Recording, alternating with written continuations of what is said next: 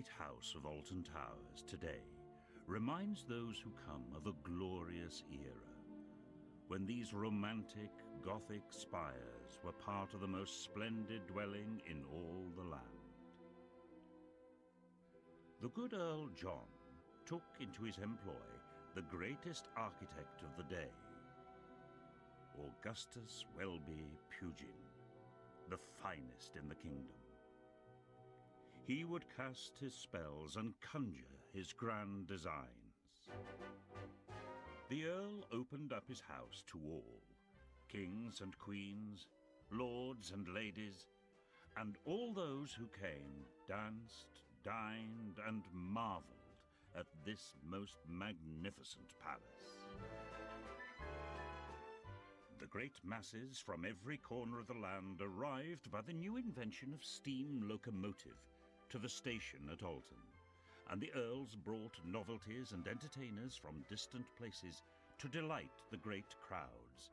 Ella, Zwieler, and Lulu, the great high wire artists, performed high above the valley. Mademoiselle Henri astonished crowds with her death-defying feats.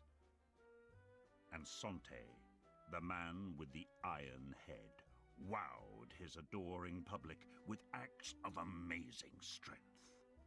They performed alongside great shows of horse leaping, band concerts, and fireworks spectaculars at the magnificent grand fêtes. The Earl himself brought people in his own carriages. And later, new motor vehicles, or charabancs, brought in crowds of eager trippers. The 19th Earl formed his own motor company called Talbot, after the family name, and threw open his gates to the motor car.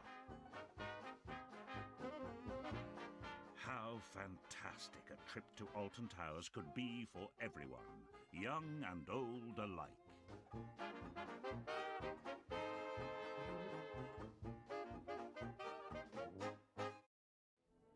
But dark times would follow, and this once proud house would fall into ruin and decay. The Earls lost their fortunes, and the once great riches were stripped away. Yet now, we see, with works of restoration and renewal, people can once again glimpse the splendors of Alton Towers. But come, look, see for yourself, experience this magical and sometimes mysterious past through the phenomenon that is Hex. When a ride is new, everybody wants to ride it, and therefore there will be waiting times. But we want to make the waiting experience to be as pleasant as it possibly can be. People that don't really understand what Alton Towers was all about, and certainly thought that if the Shrewsburys had a country house it should be in Shropshire and not in Staffordshire, they suddenly discover that this place, a real family lived here. That there was a relevance, that people had to serve that family, and there were all sorts of tales and folklore that were associated with the house. If you can have a true legend, and then this is a true legend.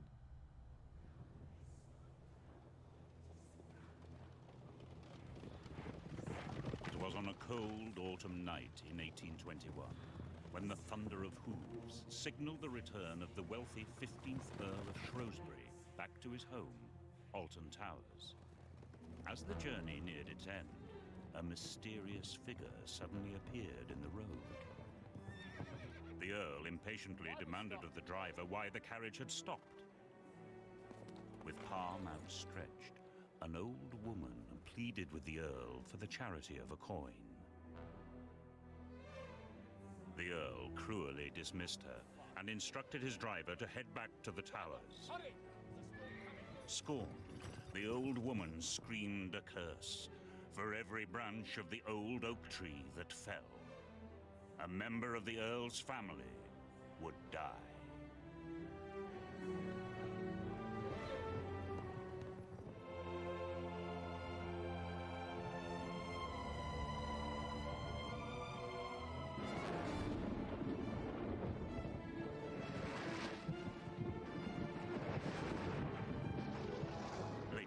same night, a ferocious storm raged, and with one mighty bolt of lightning severed a single branch from the old oak tree.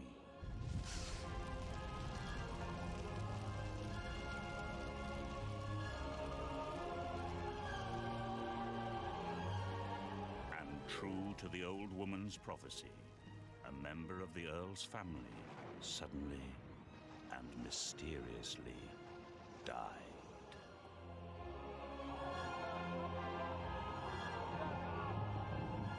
Shaken by this tragedy, the arrogant Earl ordered his servants that every remaining branch of the oak tree be chained up in an attempt to prevent further misfortune.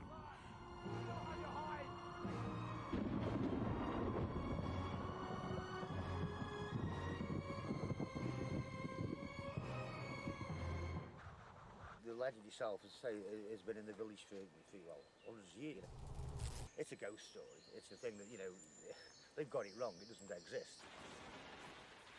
When we actually saw the tree, and, it comes an horrendous shock to actually see that, the damn thing exists, and it's spooky. Here we are, this is it. I mean, this is a tree that's chained up and still here to this day. You won't get many locals climbing the steps. You certainly won't get many locals, coming down here after dusk and going anywhere near that tree. This is where the witch or the gypsy, this is, what would have made the curse.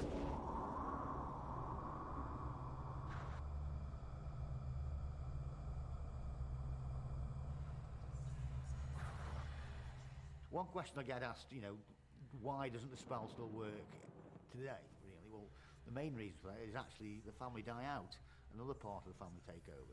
So that's probably why, we always said that was the sort of end of the spell, if you like.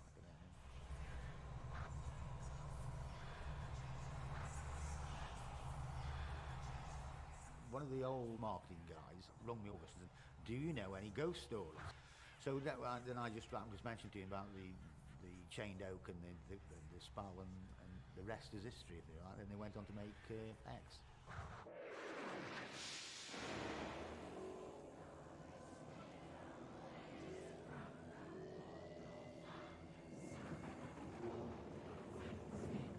Just as the old woman did to the Earl and his family nearly 2 centuries ago, Hex puts you in a spin. There appears no escape from the curse of the old oak tree. Watch out for any branch that may fall from the oak. Under the curse, it means one of you will die.